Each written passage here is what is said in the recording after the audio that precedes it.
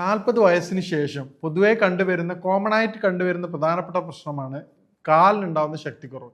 അത് പല ടൈപ്പായിട്ടാണ് വരുന്നത്. നോർമലി നമുക്ക് വരാറുള്ളത് പെട്ടെന്ന് ഇരുന്നിട്ട് എഴുന്നേൽക്കുമ്പോഴുള്ള ബുദ്ധിമുട്ട്, തെരിപ്പ്, കടച്ചൽ, കൂടുതൽ സമയം നിൽക്കാൻ കഴിയാത്ത പ്രയാസം, മുട്ടിൻ്റെ ഉണ്ടാകുന്ന സൗണ്ടുകൾ. അപ്പോൾ നമ്മൾ മനസ്സിലാക്കേണ്ട കാര്യം 40 വയസ്സ് കഴിഞ്ഞതിന് ശേഷം ഇന്നത്തെ സഡൻഡറി ലൈഫ് സ്റ്റൈലും ഉണ്ട്. നമുക്ക് എക്സസൈസും കാര്യങ്ങളും വളരെ കുറവാണ്, ഫിസിക്കൽ ആക്ടിവിറ്റീസ് വളരെ കുറവാണ്. അപ്പോൾ ഏതെങ്കിലും മേൽപ്പറഞ്ഞ ലക്ഷണങ്ങൾ കാണിക്കുകയാണെങ്കിൽ നിങ്ങളുടെ കാലിന് നിർബന്ധമായിട്ടും സ്ട്രെങ്ത് കൊടുക്കേണ്ടതാണ്. ഇനി അത് എങ്ങനെ കൊടുക്കാമെന്നുള്ളതും കാലിന് എങ്ങനെ സപ്പോർട്ടുകൾ കൊടുക്കാമെന്നുള്ളതും നമുക്ക് വിശദമായിട്ട് ഇത് പരിശോധിക്കാം. ഞാൻ doctor Syed Muhsin, chief physician, global Unani hospital.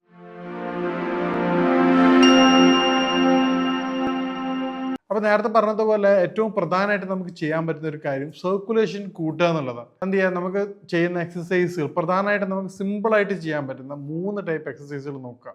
ഒന്ന്, ചെറിയൊരു സ്റ്റെയർ. നമുക്ക് ചെയ്യാൻ പറ്റുന്ന പെയിനുകൾ കാര്യങ്ങൾ ബുദ്ധിമുട്ടില്ലാത്ത വ്യക്തികളാണെങ്കിൽ വീട്ടിൽ തന്നെയുള്ള സ്റ്റെയർ 3 പ്രാവശ്യം 3 സ്റ്റെയർ എന്ത് ചെയ്യുക, 1, 2, 3 എന്നുള്ള പടികൾ മാത്രം ഒന്ന് കയറുക, ഒന്ന് വളരെ സാവധാനം ഇറങ്ങുക. അങ്ങനെ ഡെയിലി ഒരു 10 പ്രാവശ്യം അങ്ങനെ കയറി ഇറങ്ങുക. 3 സ്റ്റെപ്പുകൾ മാത്രമേ കയറാൻ പാടുള്ളൂ സ്റ്റാർട്ടിങ്. പിന്നീട് പതിയെ എന്ത് ചെയ്യാൻ പറ്റും, അതൊരു 5 വരെ കൂട്ടാൻ പറ്റും. ഇതിൻ്റെ 4 ഇങ്ങനെ ചെയ്യുകയാണെങ്കിൽ കാലിന് നല്ല സ്ട്രെങ്ത് കിട്ടും. അതോടൊപ്പം തന്നെ സിമ്പിളായിട്ട് നമുക്ക് ചെയ്യാൻ പറ്റുന്ന കാര്യം, നമ്മളൊരു ചെയർ, സിറ്റ് ആൻഡ് സ്റ്റാൻഡ് എന്ന് പറയും, ഒരു ചെയറിൽ ഇരുന്ന് എഴുന്നേൽക്കുക, സപ്പോർട്ടൊന്നും ഇല്ലാതെ ഇരുന്നിട്ടൊന്ന് എഴുന്നേൽക്കുക. അത് കാലിൻ്റെ മസിൽസിനും അതുപോലെ ബോൺസിനും സ്ട്രെങ്ത് കൊടുക്കും. മൂന്നാമത്തെ ഒരു കാര്യമാണ്, നമ്മൾ ചെയറിൽ, ഇതൊക്കെ സിമ്പിളായിട്ട് നമ്മളിപ്പോൾ ഓഫീസിൽ വർക്ക് ചെയ്യുന്ന ആളാണെങ്കിൽ ചെയ്യാൻ പറ്റും. വീട്ടിൽ വെറുതെ TV ഇരിക്കുന്ന സമയത്ത് ചെയ്യാൻ പറ്റുന്ന കാര്യമാണ് മൂന്നാമത്തെ എക്സസൈസ്, ആംഗിൾ റൊട്ടേഷൻ. നമ്മുടെ കാലിൻ്റെ ആംഗിൾ ജോയിൻ്റ് എന്ത് ചെയ്യാൻ പറ്റും, കാലിൻ്റെ ആംഗിൾ ജോയിൻ്റ് ഇങ്ങനെ ക്ലോക്ക് വൈസും അതുപോലെ ആൻറ്റി ക്ലോക്ക് വൈസും ഇങ്ങനെ റൊട്ടേറ്റ് ചെയ്തുകൊണ്ടിരിക്കുക. ഈ പറഞ്ഞ കാര്യങ്ങൾ ചെയ്യുകയാണെങ്കിൽ നമ്മൾ കാലിൻ്റെ മസിൽസിനും അതുപോലെ ബോണിനും സ്ട്രെങ്ത് വരും. ഈ രൂപത്തിൽ നമ്മൾ സപ്പോർട്ട് ചെയ്യുകയാണെങ്കിൽ അത് ഓൾ ഓവർ ബോഡിയെയും പിന്നീട് അങ്ങോട്ടുള്ള എല്ലാ ഹെൽത്തിനെയും അത് സപ്പോർട്ട് ചെയ്യും.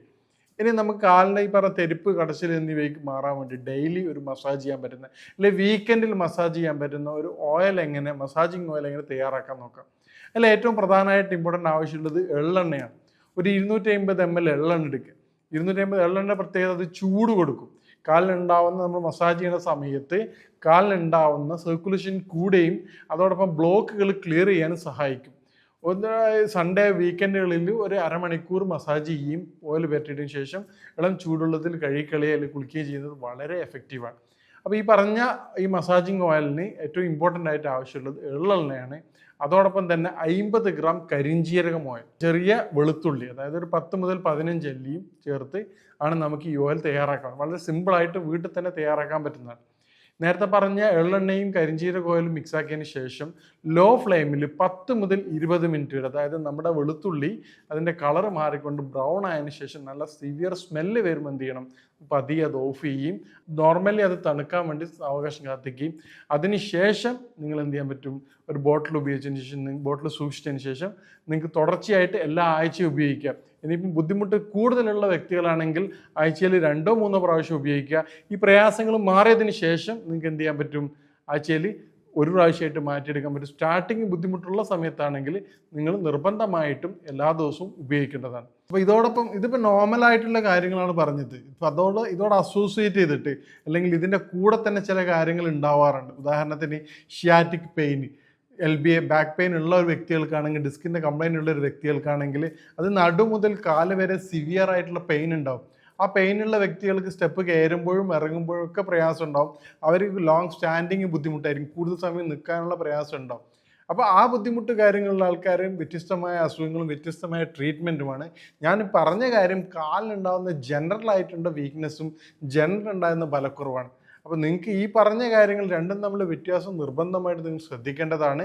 ഇനിയിപ്പോൾ ഇതൊരു ഡോക്ടറുടെ നിർദ്ദേശപ്രകാരം എന്താണെന്നുള്ള ഐഡൻറ്റിഫൈ ചെയ്തതിന് ശേഷം ഈ പറഞ്ഞ ഓയിൽ ഉപയോഗിച്ച് മസാജ് ചെയ്യുകയാണെങ്കിൽ നിങ്ങൾക്ക് ഈ പറഞ്ഞ കാലിൻ്റെ മസിൽസിൻ്റെയും ബോണിൻ്റെയും സ്ട്രെങ്ത് ഡബിളാക്കാനും പറ്റും. അതോടൊപ്പം തന്നെ നമ്മുടെ ഹെൽത്തിനെയും പിന്നീട് അങ്ങോട്ടുള്ള ബുദ്ധിമുട്ടുകൾക്കും പ്രയാസങ്ങൾക്കും ഒരു പരിധി വരെ നിങ്ങൾക്ക് പൂർണ്ണമായിട്ടും സംരക്ഷിക്കാൻ പറ്റും. ഈ പറഞ്ഞ രൂപത്തിൽ നിങ്ങൾ ഈ മസാജ് ചെയ്യുകയും അതോടൊപ്പം തന്നെ എക്സസൈസ് ഡെയിലി ചെയ്യുകയും ചെയ്യുകയാണെങ്കിൽ നമ്മുടെ കാലിൻ്റെ ഹെൽത്ത് സ്ട്രെങ്ത് വരുത്തുകയും, നേരത്തെ പറഞ്ഞതുപോലെ സെക്കൻഡ് ഹാർട്ടായിട്ട് കൺസിഡർ ചെയ്യുന്ന കാലിൻ്റെ മസിൽസിന് സ്ട്രെങ്ത് വരികയും ചെയ്യും. അത് ഓൾ ഓവർ ബോഡിയുടെ ആക്ട് നമുക്ക് എല്ലാ ബാക്കിയുള്ള ബുദ്ധിമുട്ടുകളും, ഇപ്പം നടക്കാനുള്ള ബുദ്ധിമുട്ടുകൾ, മുട്ടുവേദന, മടമ്പ് വേദന എന്നിൽ നിന്ന് പൂർണ്ണമായിട്ടുള്ള ആശ്വാസം ലഭിക്കും. ഇനി ഇതുമായിട്ട് ബന്ധപ്പെട്ട സംശയങ്ങൾക്കും മറ്റു കാര്യങ്ങളും നിങ്ങൾക്ക് ബന്ധപ്പെടാവുന്നതാണ്. ഇനി മറ്റൊരു ഹെൽത്ത് വിഷയമായിട്ട് കാണാം. നന്ദി.